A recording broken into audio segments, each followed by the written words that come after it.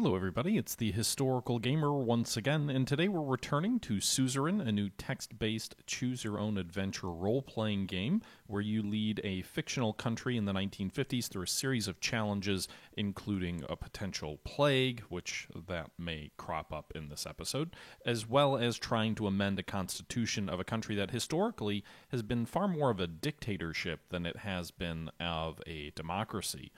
The country that we're leading is Swordland. In our last episode, we convinced the Parliament to vote with us and approve constitutional amendments. They needed 66% of the vote. They got over 70% of the vote.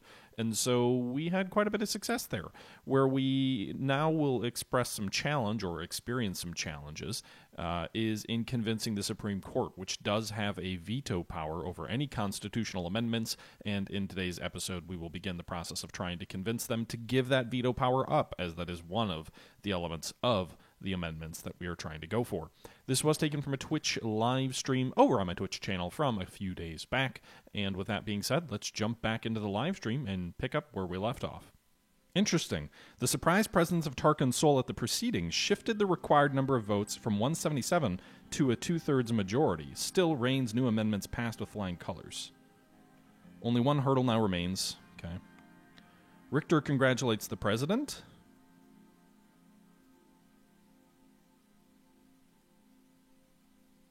New constitution passes the assembly. Countess surprised, in spite of heavy opposition and a special appearance from old man Tarkin Sol himself, President Rain actually managed to get his constitutional reforms past the assembly.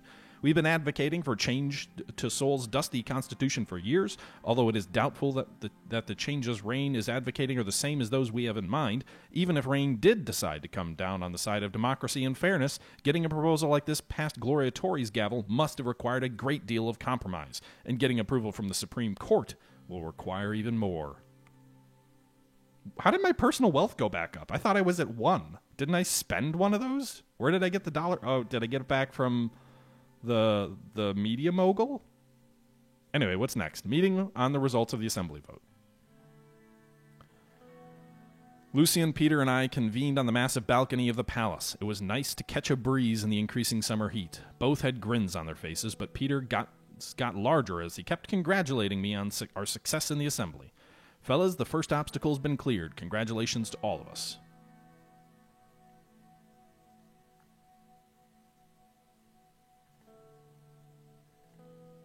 Thank you for great job, gentlemen. What about Tarkin Sol? Did you see him again? As far as I know, he's staying in Holsword, but hasn't cared to pay his respects to the president yet. What the hell was that all about anyway? Him appearing out of nowhere? He just joined a constitutional vote. I think it's perfectly normal that he'd come out for this. What do you think was his real intention? He came to the assembly to make a statement, but we still won the vote. What do you think his real intention? He wished to intimidate the assembly into rejecting our proposals, sir, and it seems to have failed, but we can't be sure. He might be here to work with the court. As long as he's around, he will always have influence over the republic he built. We should have seen this coming. But he has no authority anymore. Well, the laws protect him from almost anything and allow him to be a member of the assembly. He can still propose bills and vote for them. I'd call it proper authority if you ask me. When you are the founder of the system, you don't need to be sitting in the president's office to have power. He just joined a constitutional vote. I think it's perfectly normal that he'd come out for this. Are you saying that he has more authority than me? Lucian's right. He's already showcased his powers at the vote. We must be careful. I want to talk to him. Do you know if he's still on Holsword? He must be, sir. But he didn't even come to the palace to pay his respects. I don't know what to expect. Just try to reach out to him.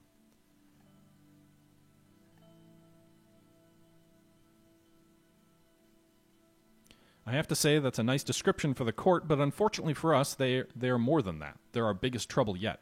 Also, you're forgetting about our grumpy Mrs. Edmonds. They're not all old grumpy men.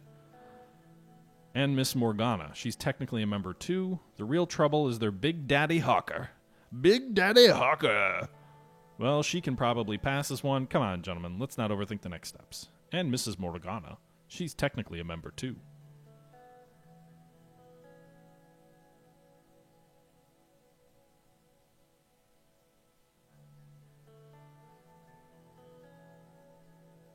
Anyway. Okay. Did you just call Nia a grumpy old woman? And he laughed. Peter, are you having an affair with Nia? You're having an affair with other people. Miss Morgana has been helping out with the lobbying of the court. She's been speaking with Mrs. Edmonds, and we believe that she's our key inside. Our lobbying efforts are continuing positively, but without concrete results yet, it'll be ultimately up to Mrs. Morgana and you to persuade the justices. And we've already have Nia inside the court. That's already 1 vote out of 11. Has she managed to lobby anyone else? She has the ears of both Justices Dalton and Merton, so we could assume that we have their support as well. Not trying to be pessimistic, but Mrs. Morgana can't do this alone. Let's not forget about Orso and his loyalists. We still need to reach out to the Old Guard and the moderates in order to reach 6 votes. If the Old Guard's against us, how do we even get 6 votes? By convincing all of the other justices. We also may need to reach out to the Old Guard at some point as well if we can't get Mrs. Edmonds centrist. There will be no other way.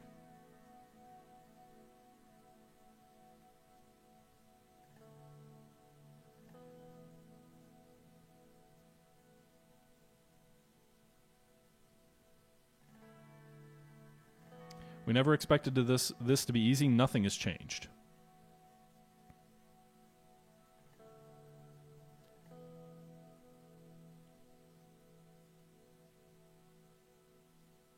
How about Heron Gracie?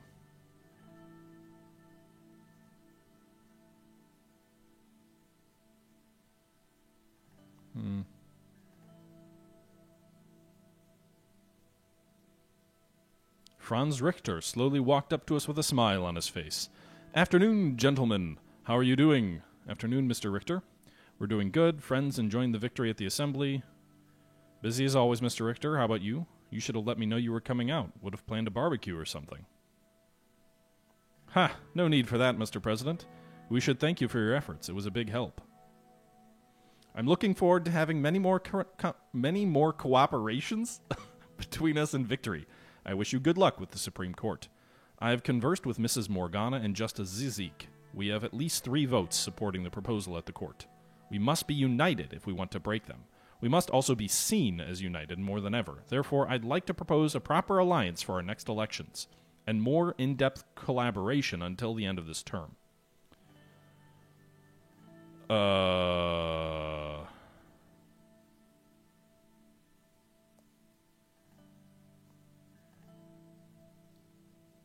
Whoa. He wants a proper alliance with me? That feels dubious at best.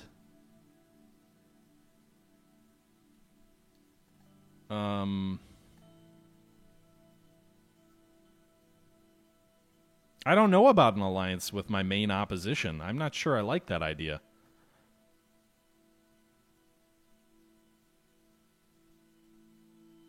An alliance with the main opposition is too big of a deal. I'm afraid it's not an option.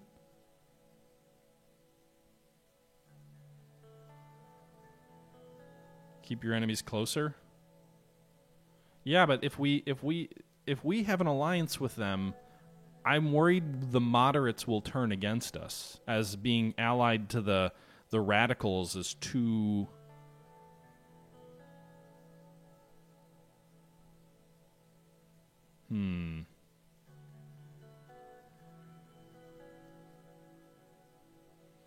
Well, they're not the radicals, but they're the reformers, Super Chacho. So they want much more conservative, or they want much more reforming policy than what our party is willing to accept. So I think that would be too big a bridge for our own party to cross. The problem that we're going to run into is we've already fractured support within our own party. So an alliance with him might bolster my own political standing and give me a better chance of actually getting reelected. But if I do that, I may completely lose my own party, and I may lose the moderate Supreme Court justices. So I'm going to say an alliance with the main opposition is too big of a deal.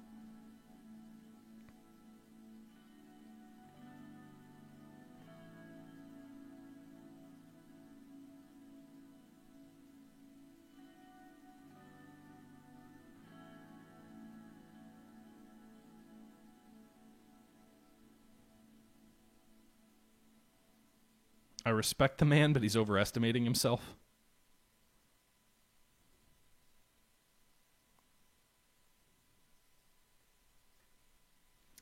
Pardon the interruption, gentlemen. Mr. President Delvid Whiskey is calling about the upcoming foreign policy meeting. Perfect timing. Tell him I'll be right there. Congratulations on the victory, Mr. Rain. Pater. She looked Pater in the eye as she said this and ignored Lucienne altogether. Pater's eyes followed her as she walked out. Getting pretty hot out here.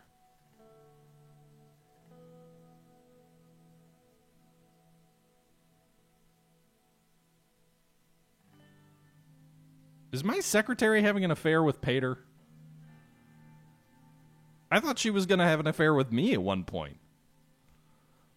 Rumberg whistleblower arrives. A whistleblower from Rumberg's Security Bureau has escaped to Sordland through the crossing in Eastord. Agent Celestin Hailstone has promised to reveal extremely sensitive information about the development of a weapons program. We can give refuge to him and risk antagonizing Rumberg or send him back. Grant him asylum, of course.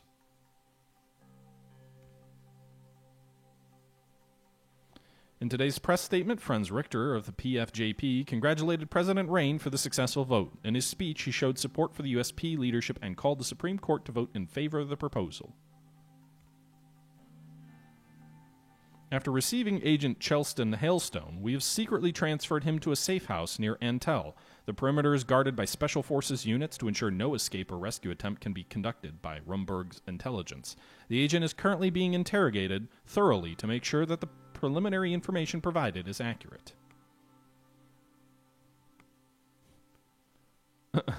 Okay, Super Charcoal.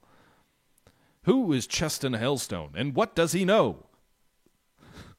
Why is this publicized? Shouldn't this have all been kept hush-hush and we just sent him off to a safe house?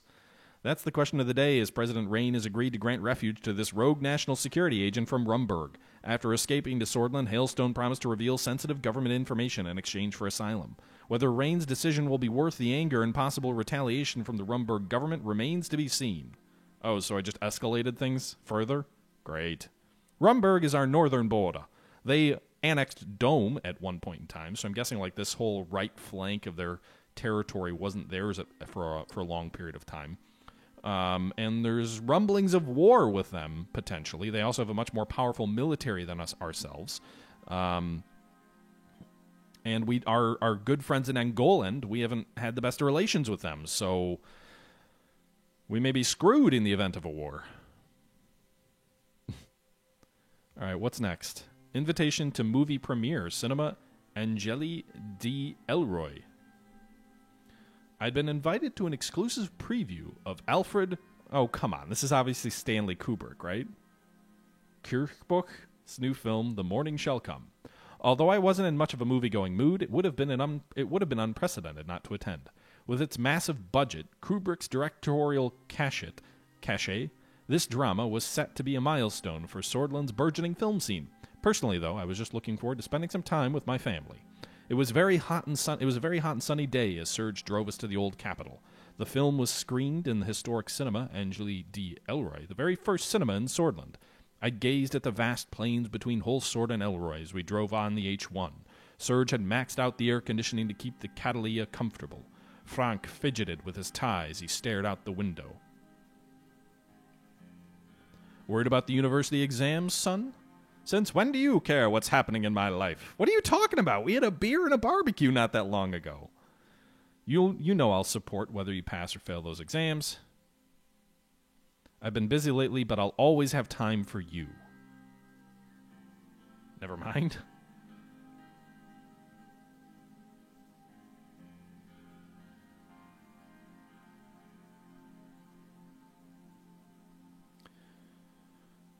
What an honor, Your Highness. Frank, don't talk to your father like that. He's been working hard for the country.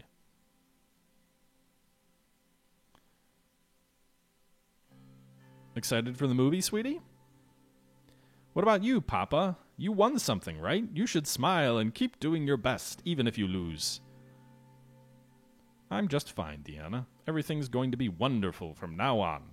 That's my girl. Thanks a lot.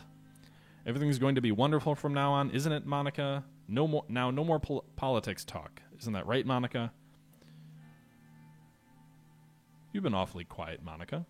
I just want to focus on having a nice time at the movies. Why is Monica upset? Like I've been supporting her to the hilt. Sir, we're about to enter Ailroy. We'll be at the cinema in a few minutes. Thank you, Serge. I could see many towers of Ailroy rising over what was left of the old city walls. Serge knocked on the glass and gestured forward. We're at the main square of Ailroy, and the historic Cinema Angeli, the Cinema of Angels, was right in front of us.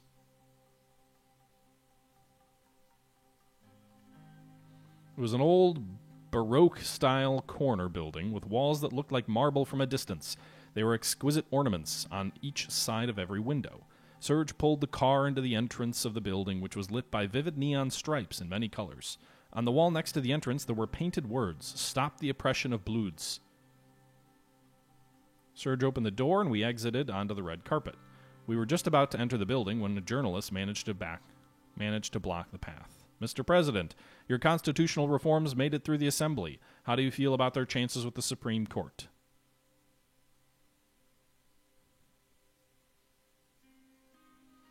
I trust the justices will make the right decision.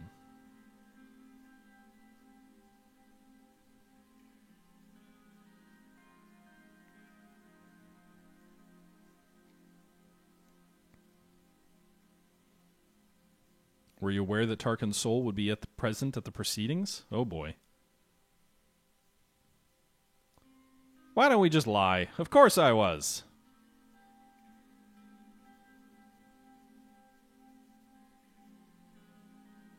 Madam, Mr. President, it's good to see you here. It's an honor to meet you. I'm Alfred Kubrick. The honor's mine, Mr. Kubrick. I'm a big fan of your work.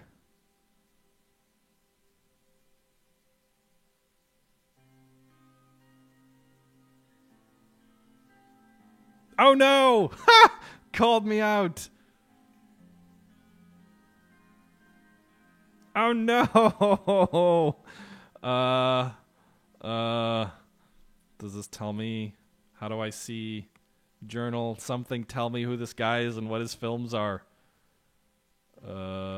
Where? Others? Alfred Kubrick.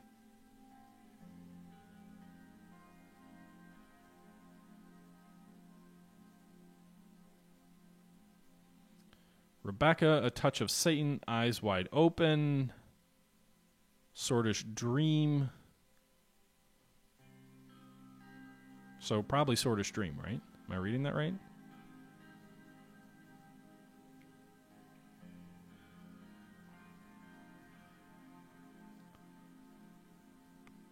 Oh, really? Then you might enjoy this one too. I admit I didn't expect you'd be such a cinephile. Why don't we take our seats? It's about to start. It was set in the 1870s about a Swordish soldier who was pursued a doomed romance with a widowed Bludish farmer during the conquest of Bergia. I wondered briefly whether Kubrick was commenting on my own treatment of the Bludish people, but then he had finished filming long before I became president. As the credits roll, I made an early exit to use the men's room. I was washing my hands when I heard an unmistakable voice behind me. So, what did you think? Oh no, it's Tarkin Sol! The old man! Tarkin Sol leaned on his cane. He had the same frail appearance I'd noticed at the assembly meeting. Yet up close I could still sense the raw magnetism that had kept him in power for 20 years. I found the plot questionable, but it certainly looked spectacular. What about yourself?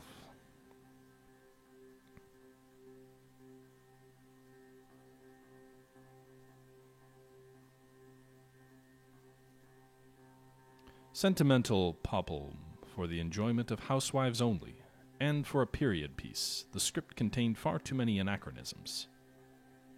Totes! Indubitably! Those are my options.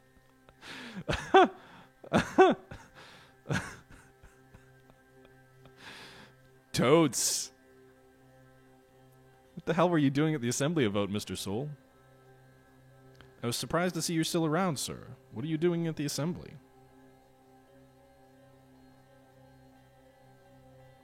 My country was about to make a rash decision. I couldn't simply sit by.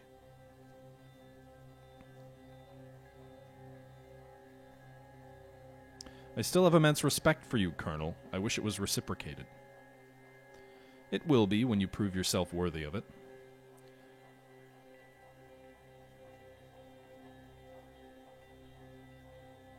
Why do you want these reforms blocked so badly?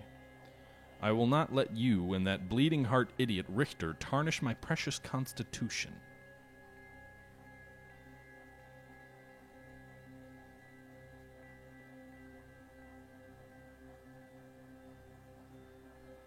I'm doing this for the good of the country. Ha! You'll find out soon enough how your country repays you for your goodness. Soul's security staff and mine were now clustered outside the washroom, forming a buffer against the large crowd that had gathered. That's Tarkin Soul, I heard someone scream. His guards closed around him, and mine around me. By the time the chaos subsided, I was back in the car with my family, and Soul was long gone.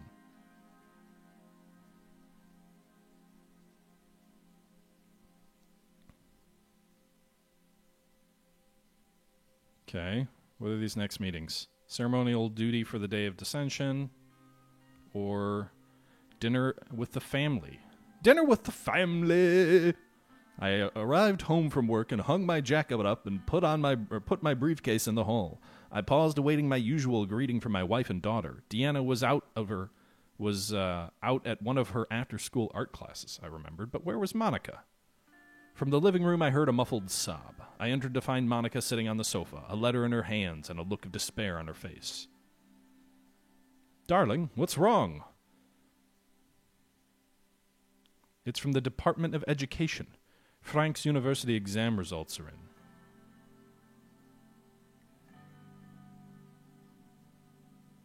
How did he do? I looked at the page below Frank's name and address. His score was written. Woof! A 43%!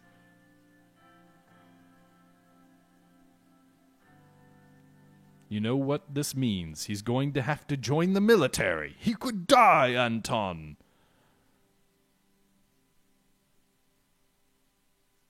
Does he know the results yet? No, but he should be back from school soon. I just don't understand. Frank's a smart boy. Why would he sabotage himself like this? I heard a key turning in the front door. Frank stomped in and was about to go straight upstairs when he noticed us both in the living room. Mom? Dad? What's going on?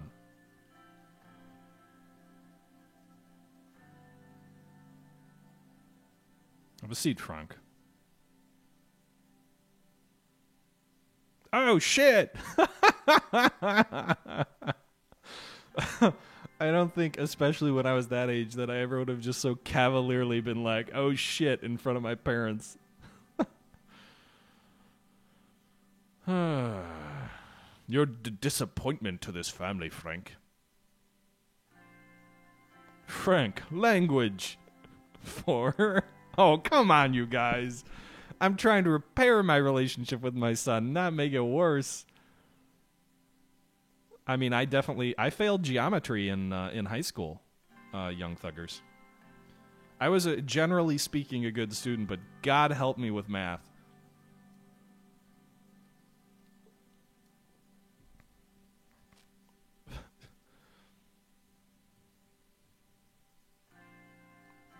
Language! I need a moment. He went to the kitchen sink and washed his face. A moment later, he came back. I never thought this would happen. I'm so sorry.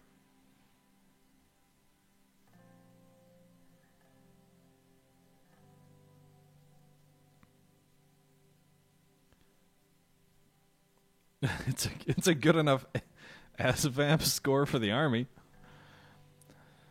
It's my fault. I should have been around to help you study. Right, you should have taken a break from running the country to help your loser son.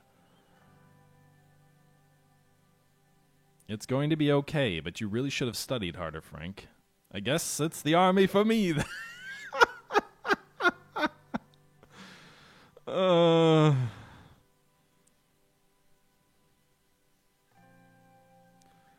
So it seems. Let my son die.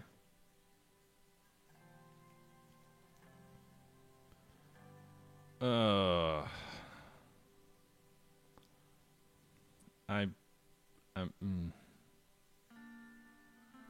the country's not at war yet, Lippard, but we're on the verge of it.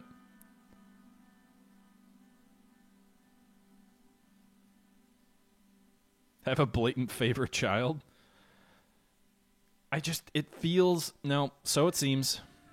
Anton, isn't there anything you can do? If Alfonso could get his dimwit son into Kings Hill University, I'm sure a whole sword state would have room for a bright boy like Frank. I'm not going to take life lessons from Ewald Alfonso. I do have connections to the board. It would be nice to have him closer to home. You guys are trying to get my wife to hate me, aren't you?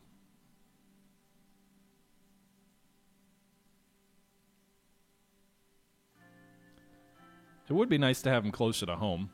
Whole Sword State would be amazing. A bunch of my friends are going there. I could still come home to do the laundry.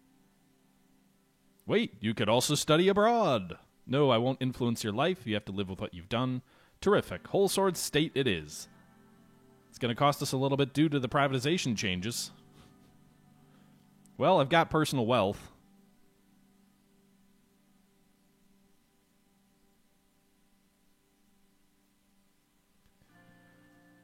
Well, we'll be the corrupt politician.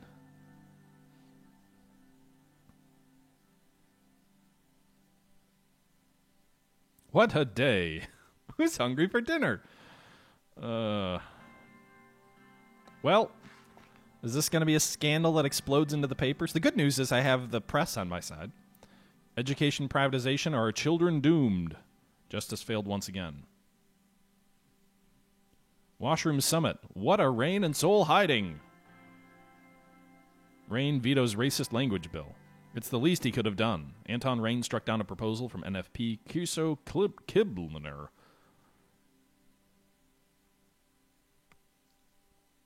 Asherf anniversary? Wanty Asherf, hero to some, enemy to others, he is for sure one of the most controversial figures to have ever lived in our country. As his anniversary is approaching, there's one question that is shared in everyone's mind. What will the administration do? Every year, people gather in Ezron to hold a vigil in a solemn anniversary of his death. They light their candles in his memory and hold cultural festivals. What is the difference this year, however, are the claims that the Blutish movement will be holding their largest rally yet in Ezron during the anniversary. Perhaps it is time for the administration to let bygones be bygones and take a step back to display the unity of Swordland to the people who very much need it.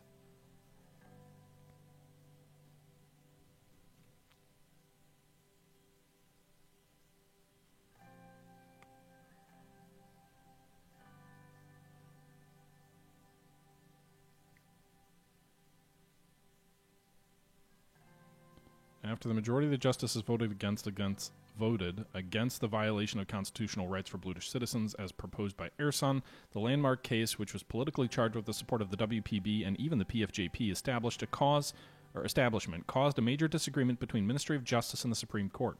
Criticisms were handed over to the Minister of Justice, Nia Morgan, who filed a concurrence. Chief Justice Hawker highlighted the importance of impartial justice once again. Yeah, I mean, I'm in favor of equal rights for all, so. Read the report. The Supreme Court has filed a 6-5 dissent and closed the Ersan Swordland case today. Chief Justice Hawker dismissed the concurrence of Ministry of Justice, citing that the treatment of Blutish people has been equal before the law. Further press releases were made criticizing the words of the Vice Minister of Justice. Blutish constitutional rights won't be in question for some time. Briefing on the diplomatic strategy. The doors to the White Room, like everything else in the Maroon Palace main nerve center, were painted white. I took a deep breath before pushing them open. Time for yet another meeting. At least this time it was with people who liked me. The attendees rose up from their seats. Mr. President, Yusuf nodded. He and Lucien sat down while David remained standing. Now that you're here, let's talk about our diplomatic strategy. Mr. President, if I may, I would like to provide you with a short overview of where we're at right now. Go ahead. Although we did not make the trade deal with Angolia, we succeeded in making one with Valen, which means we have increased our presence in that region. These deals were important pieces of leverage and significant first steps into the global arena. We must now look toward the future. It's time to take the next steps. Precisely. David sat down and pulled a few of his papers, started going through them as he kept talking. Valen and Agnolia were practice runs. We must begin improving our relationship with greater nations. We need to elevate our international standing, especially with the threat of Rumburg looming. Thanks to your wise investment, Sordland's army is on the way to becoming a force to be reckoned with. Whether it be Rumburg or anyone else, we can handle our outside threats just fine. We don't need to beg for help from anyone. But being friendly won't hurt, right? I agree. There is nothing to be lost by making alliances. A military perspective is important, but these deals are about more than just gaining allies. We also need to consider the benefits to our economies such deals will provide, especially when we're still struggling to end the recession. At the start of our term, I had a comprehensive trade deal plan laid out. Following visits to Valen and Agnolia, we were to pursue potential trade with two greater nations. Vagsland is one of them. If we can manage to get them to the table, there's much more potential here in Valen or Angolia. Because they are one of the most important countries in the CSP, a deal with Vagsland is a ticket to bringing Sordland closer to the United Cantanian sphere.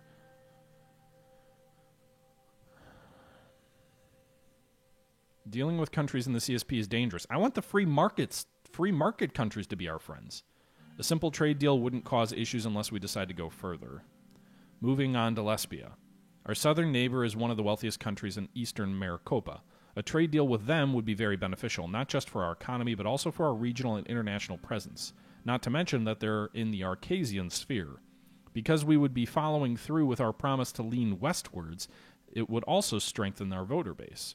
Indeed, this deal could also be the first step in aligning ourselves with Lesbia, or maybe even entering the ATO. A trade deal with Lesbia could open many doors for us. True, a country as influential as Lesbia could help elevate our economy.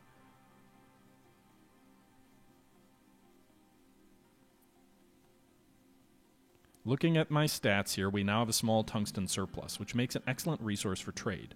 But let's not get ahead of ourselves. I need to know your decision before we can proceed. What should we do?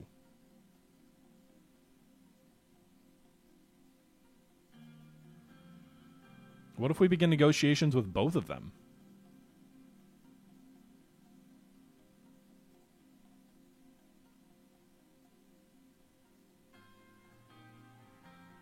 Is there any reason not to negotiate with both of them? I suppose Lesbia would be... If I do both, focus on one than the other. My thought with both is that then I can understand which one gives us, sets us better up. Okay, we'll do Lesbia then.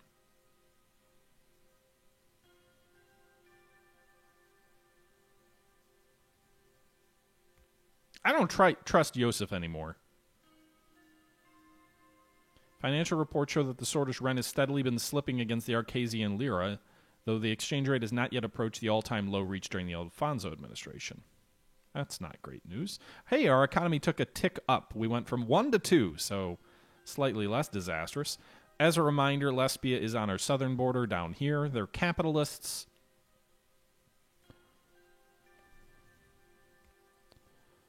New school completed.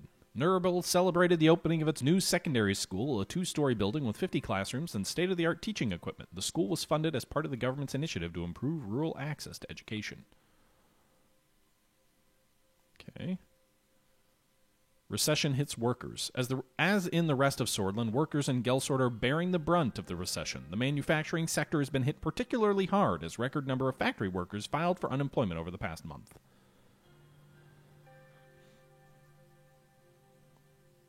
Is that everything? We just need to go to the next meeting in Dyer.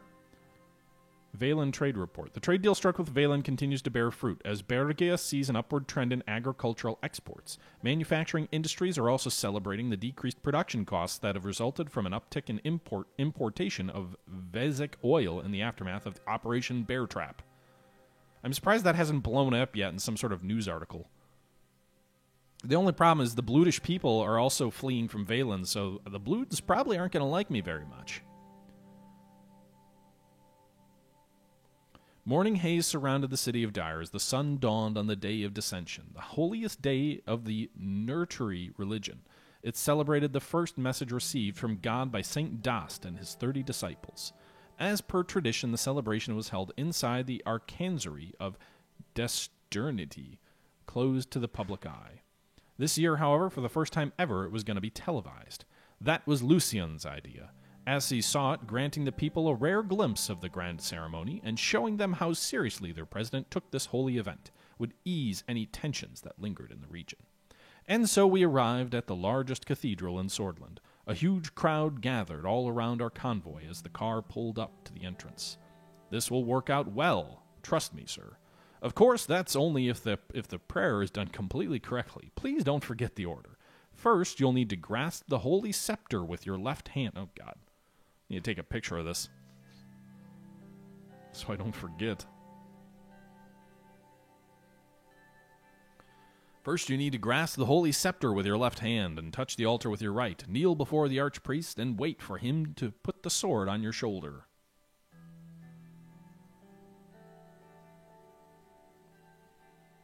Then touch the sword with the hand you touched. Oh, my God.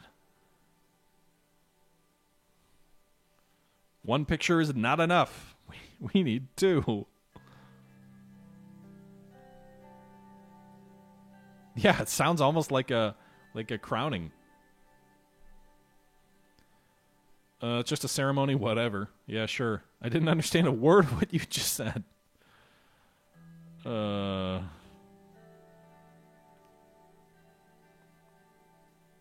You'll have to go first. I'll come inside later and we'll meet up with you after your part is done. Good luck, sir. I exited the car and I was greeted by a chorus of cheers and camera flashes. I waved to the people as I made my way to the grand gates. The arch sanctuary was a sight to see. With its towering visage, it cast a shadow over a large portion of the city. I had to crane my neck to see the narrow spires at the top. Just standing next to it made me feel awe and dread in equal measure. As I reached the gates, I spotted my welcoming committee. The archpriest and his disciples were waiting for my arrival. At my approach, they all bowed their heads in respect. The archpriest gave me an infectious smile as he straightened back up. Tall and handsome, in his mid-50s, he was one of the youngest and most popular archpriests in history. Some of his more avid followers even likened him to Saint Dast. Mr. President, praise God. It is a blessing to see you on our most holy day again. Welcome, welcome. Let's see, do I have to do anything?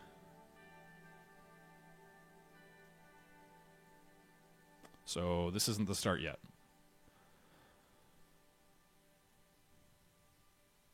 I bowed my head before the archpriest, which triggered a few murmurs of approval from the crowd. The crowd was still cheering loudly. The archpriest turned and raised both of his hands, and everyone immediately fell silent. O great people of Swordland, once again we are gathered here to honor the day of Dissension. I am indescribably happy to be sharing this moment with you as well as every Bluden sword, old and young, tuning in to their television to watch this holy commemoration.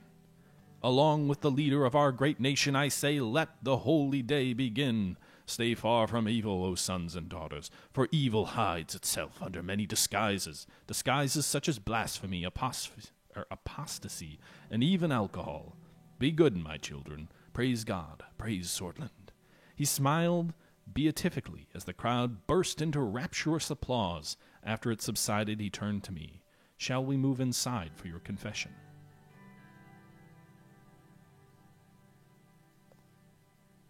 My confession? Is this a... Wait.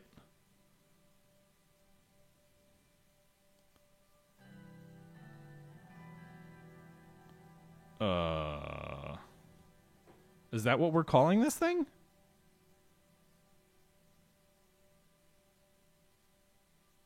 This isn't very secular, Super Chacho.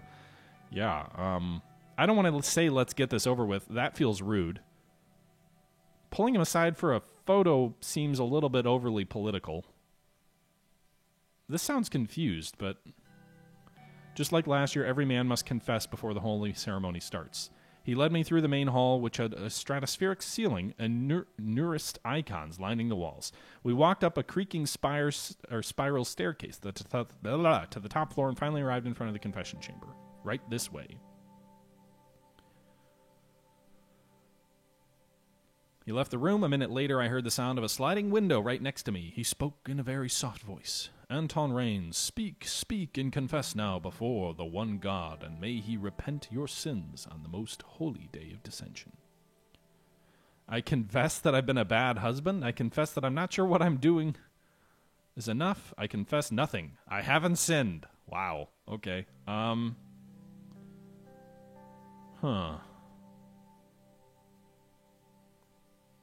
Super Chacho, I'm not going to say I haven't sinned. That's borderline blasphemous. And that'll turn him against me.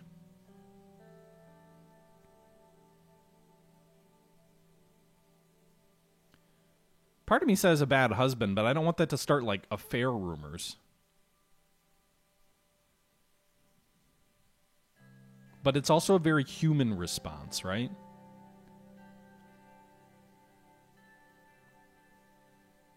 We'll go with that.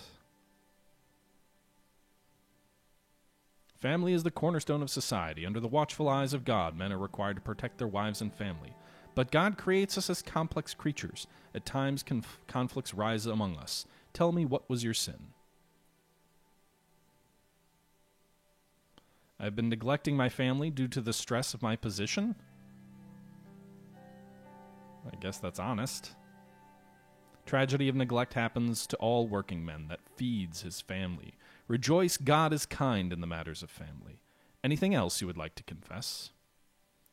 I confess that I'm not sure what I'm doing. I'm not sure what I am doing for Swordland is enough.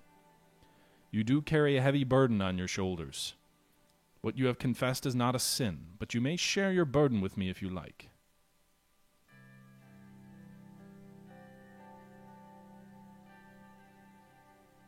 I am trying to reform the country, but I do not know if the country is ready for it yet. Reformation is one of the tenets of Nurity, yet it must come slowly but surely. Anything else you would like to confess? Well, I haven't committed any, affairs or anything yet, so maybe if I was a worse person earlier in the game, I would have gotten more options here? I don't have any scandals yet, other than maybe, bribing my kid out of the military.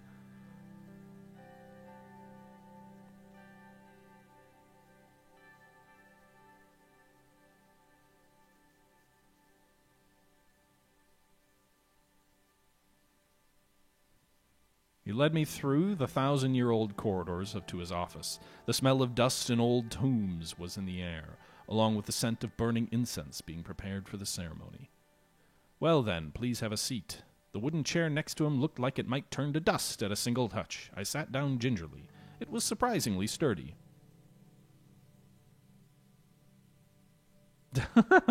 Raven, there's still a chance for a harem before it's over. I'm not sure if that's true or not. I'm a bit nervous. Happens to the best of us. It'll be televised after all. I want to talk to you about something. I realize it's been months since the Benefi festival, but this is my first chance to bring it up with you. It's about the actions of the First Lady. As you know, the festival is a holy event. Letting a woman make the opening speech did not sit well with us. We share the same concerns as Mr. Lesty. A woman's place is beside her family, not giving public speeches and revealing dresses. Certainly not insulting the important traditions behind such an event. Of course, we cannot ask you to do anything about it. She is your wife. But I just wanted to voice our disapproval of the situation. A woman presiding over such an important religious event, what have we become? I let her do the speech because people like you still exist.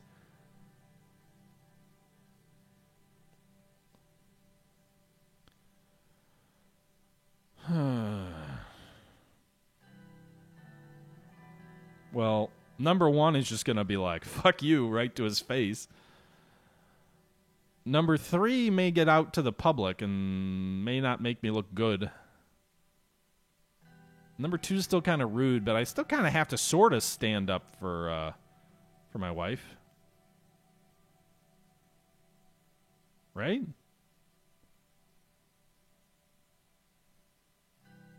You're right, Mr. President. I just wanted to voice our opinion on the matter. A couple of knocks were heard on the door, and a young boy came in. He bowed before the archpriest, then me, before letting us know that the ceremony was about to begin.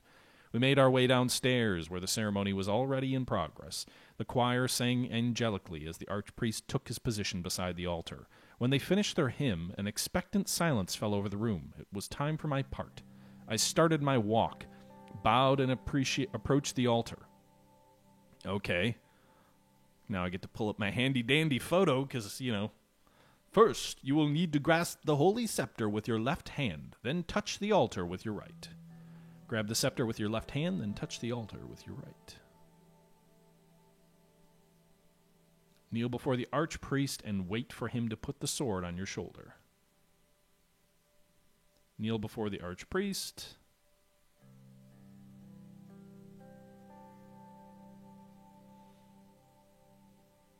Then touch the sword with the hand you touched the altar with.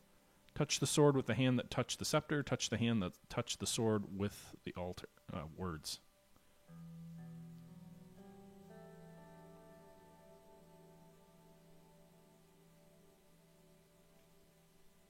Hand the scepter over to the archpriest.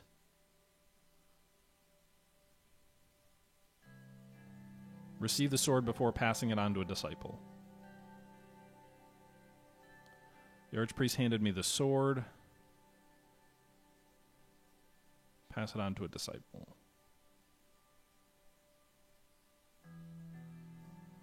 I got up and proceeded to my designated spot next to Lucien. He leaned over and whispered into my ear. Compared to last year, that was unsurprisingly well, sir. My eyes met the archpriest's, and he very slightly nodded. The ceremony went on for another hour and a half. Finally, the noon bells chimed, marking the end of the cathedral service. We left the cathedral to greet the waiting crowd. As I stepped outside, I heard everyone cheering and chanting my name. Lucien's gambit seemed to have been a success. We waved proudly for a minute or two. See, sir, I told you this would work. We entered our cars and drove back to our suites in Dyer.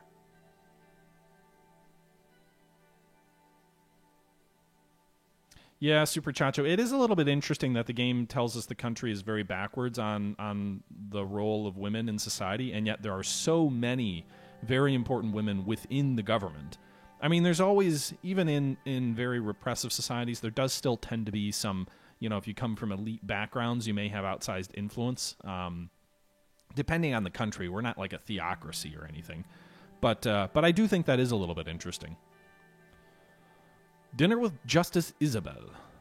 Le Papillon Holsword.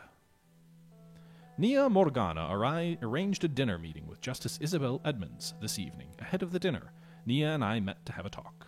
We settled on a table on the second floor of Le Papillon, a world-class lesbian restaurant in downtown Holsword. The whole floor was reserved for us, and the music coming from downstairs was enough to suppress our voices against any potential eavesdropper. I still can't believe Sol came to the vote. I'm sure he has also pressured the justices out of the court right after that win. I can't speak any sense into them.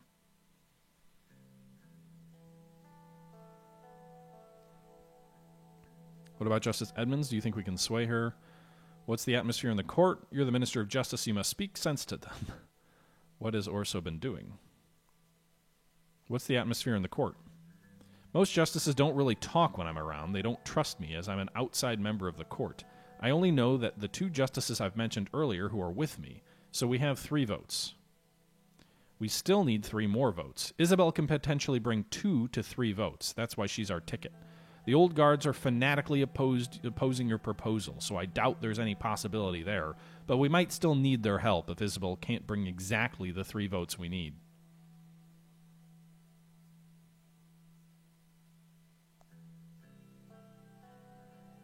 What about Heron? I thought we could get to him. Heron's a possibility, yes. I dislike him, but if we really want to be sure, we might need him. A disgrace of a justice he is.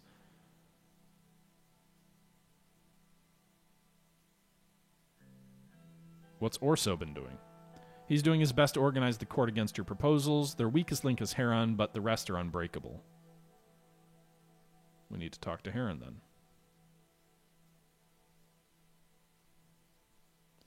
What about Justice Edmonds? Do you think we can sway her? Yes, I think she's our best bet. We have a meeting with her now, after all. She's not openly protesting against the old guards, but she has told me about her concerns about them. She's certainly open to dialogue, but also skeptical. She seems to be scared of a potential purge against the court.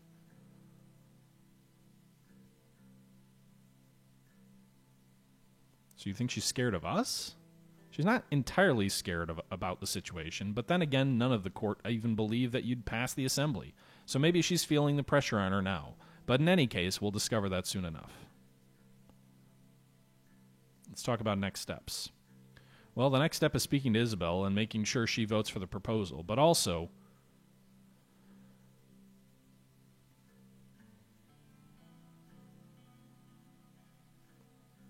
we have a guest coming. We'll wait for her to order.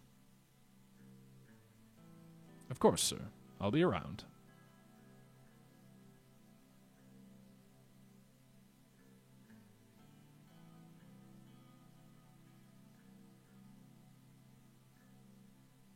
Let's talk about you a little.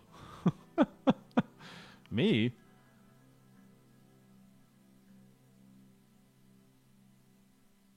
Yes, how you been holding up on these rough days? I'm fine, Mr. President. Thanks for asking. I'm just focused on our proposal. If it passes the Supreme Court, this will be a historic moment for Swordland. I just don't want to see another failure trying to change this Constitution anymore. That's why we can't become another Alfonso administration. Me neither, Mrs. Morgana. We have to make sure we succeed. It's not the end of the world if it doesn't go through. Don't let your emotions get in the way. Me neither, Mrs. Morgana. We need to make sure we succeed. I'm slightly scared that Isabel's help might not be enough, that we might need Heron's help one way or the other.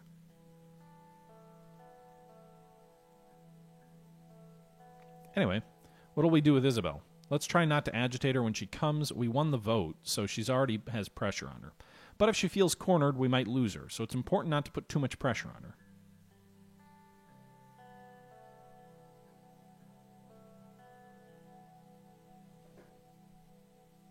Agreed, we shouldn't scare her off.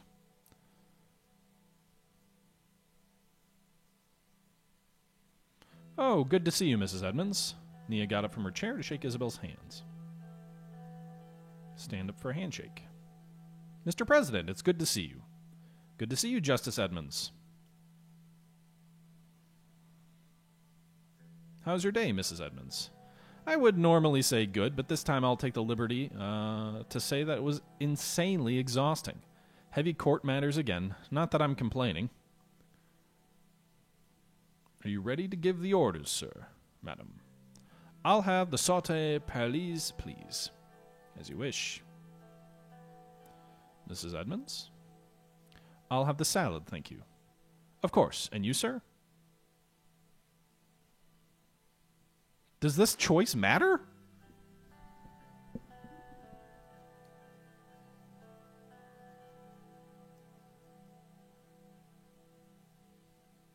Like, does this choice actually matter? Or is this just frivolous?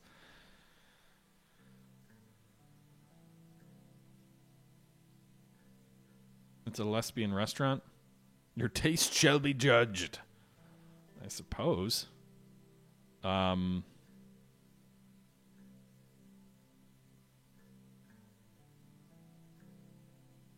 I have the chicken tenders, please? I wonder if, like, is there any chance that, like, Isabel Edmonds is actually, like, a vegan or a vegetarian or something? Like, do we need to, like, play into their personality? What do we know about her? She's a Swordish jurist who's been serving as a justice of the Supreme Court of Swordland since 1949. She's both the youngest person to serve in the High Court of Appeals and the first woman to serve in the Supreme Court.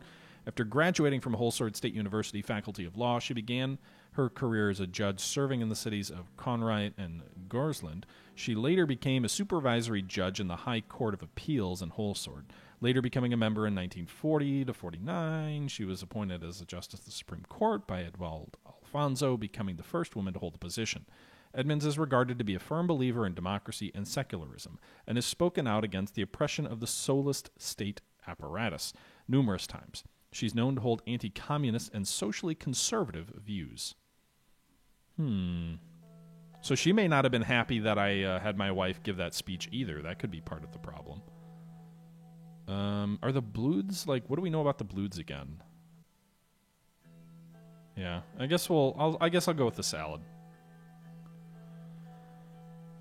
Safe bet just to appease the person I'm trying to convince.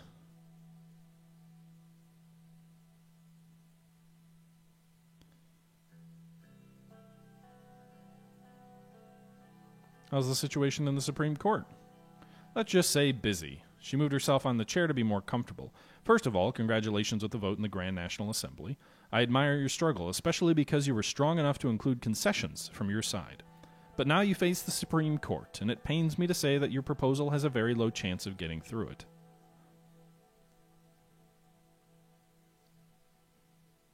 Not if you support us. I know. I'm perfectly aware that you need us.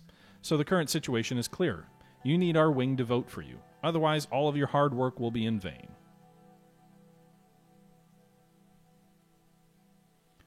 I'm not going to deny that that's the situation. That's a start.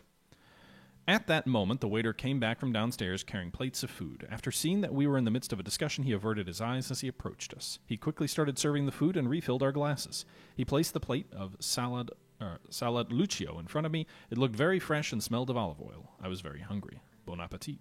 Thank you. It looks delicious. So, Mrs. Edmonds, are you still thinking the same about the old guard? Of course, nothing has changed. That's good. We still have that in common. That doesn't mean I'll accept any proposal that the old guards oppose. Yet, we must do something. You also know that we need this change in our institutions. Tell me, Mr. President, what are your real intentions?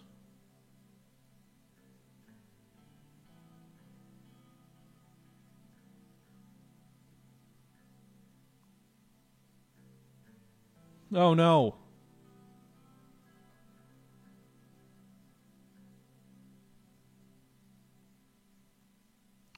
I'm striving not to lose the support of the people. This is their will. I only want a strong swordland. I know that I can't do a lot, but I'm doing my best to start the change. That might make her a little uneasy because she's a moderate. So maybe I'm saying we need a better democracy. That's all I'm striving for.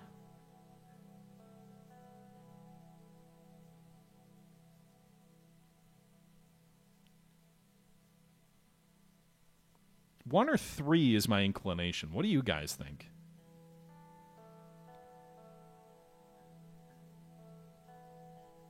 Because she's Blutish, right? So she probably doesn't want me to appeal to the populace because there's a lot of opposition to her ethnic group in our country. So 4 is probably not something she would want to hear.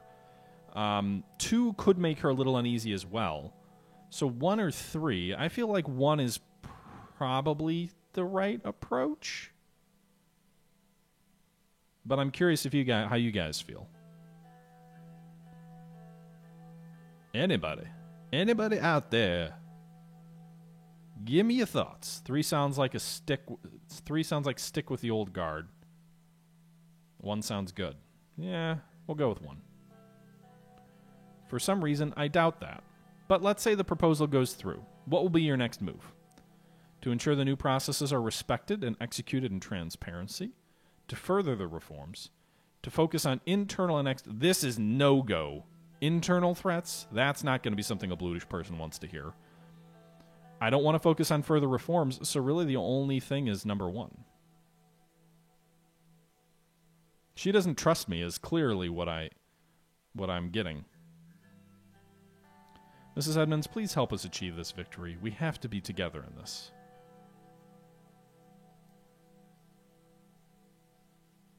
I don't want to, try and bribe her. That feels like a bad idea.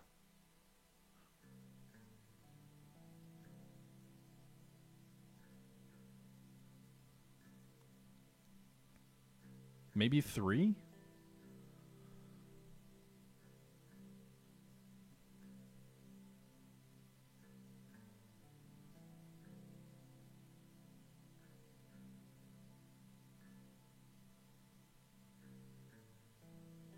We'll go with 1. Perhaps that is the way we must take. Can you explain me one thing? How come you think that the Supreme Court's right to vote on constitutional amendments is a major problem with such priority? I'm asking the president, Miss Morgana. Why don't you ask the reformists? This proposal was made together. The court's been stopping every constitutional change, Mrs. Edmonds. The judiciary should not have legislative powers, Mrs. Edmonds. That was a red line for Mr. Richter. We had to include it. I would say the judiciary should not have legislative powers, right? I mean, 2 is the root cause of the need for immediately changing it, but 3 is a sort of philosophical, legal opinion that I think a moderate could respect.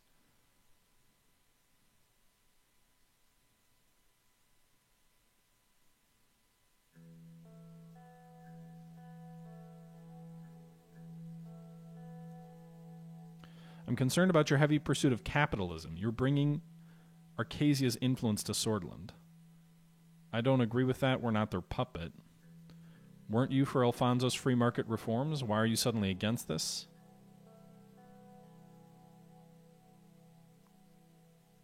Oh God, she's a commie? No, it says she's a capitalist. Or at least she was in Alfonso's administration.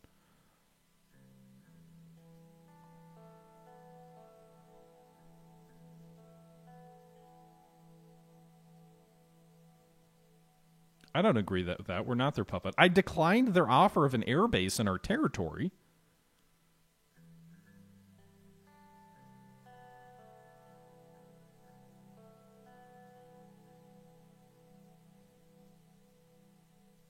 I find the growing Arcasian influence concerning. I supported the free market reforms earlier, but you can't afford to be reckless like Alfonso. If we're to come back to the point of unifying against the Old Guard, I want the Old Guard gone as much as you, but I am torn about the proposal.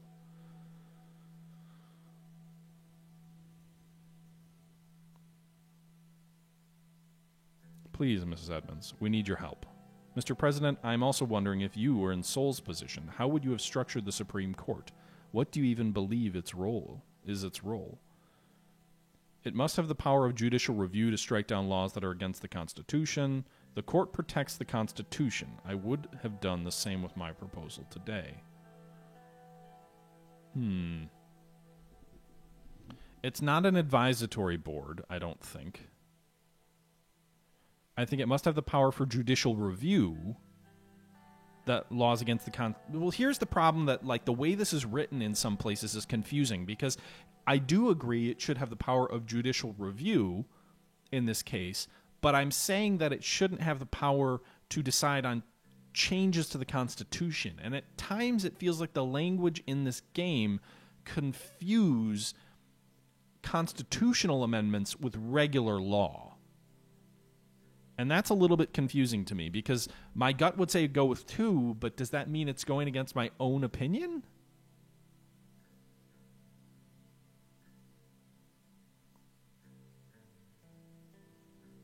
I mean, I'm going to go with 2 because that's what I think it should be. I'm just worried that the game may not... It plays an essential role in ensuring that each branch of government recognizes its own limits of its own power. Yeah. I'm glad that we agree on that. So, Mrs. Edmonds, what are you thinking? I want to help you, Miss Morgana, but I still have great concerns.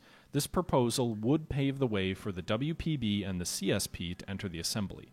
I don't want to be a supporter of that. We can't silence different political opinions anymore, Mrs. Edmonds. I don't agree with their ideology, but we must be fair. The threshold not only affects them, but all of us. It can lead to a political crisis in the future.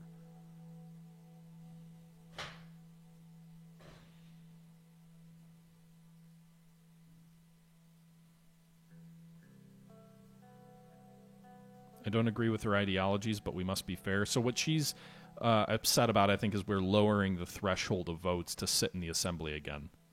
Or at least to get, like, public funding.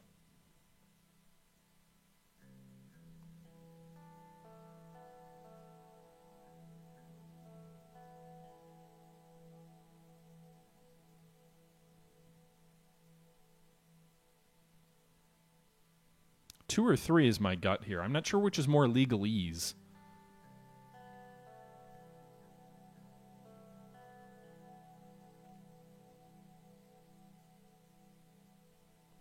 Probably 3.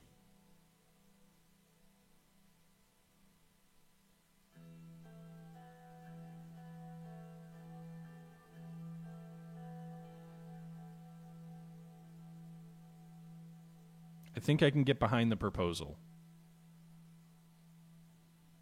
Thank you, Mrs. Edmonds. I think I can get the votes you need. I'll do my best to convince my group, but I can only speak for myself.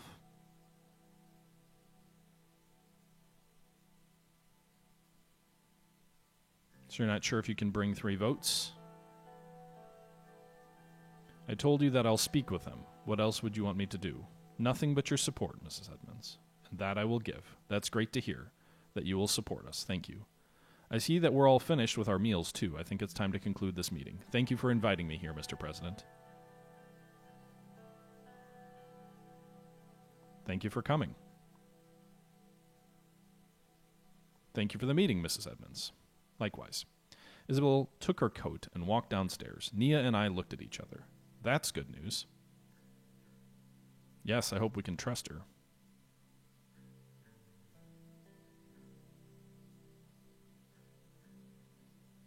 We still need to reach out to more people. She won't be enough.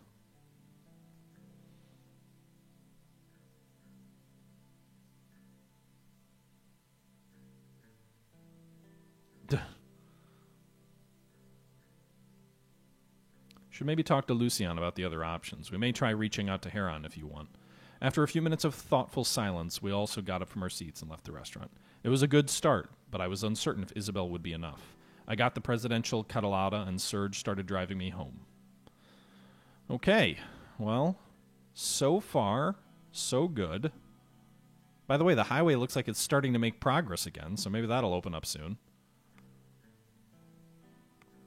Isolated polio cases seen in Bergia.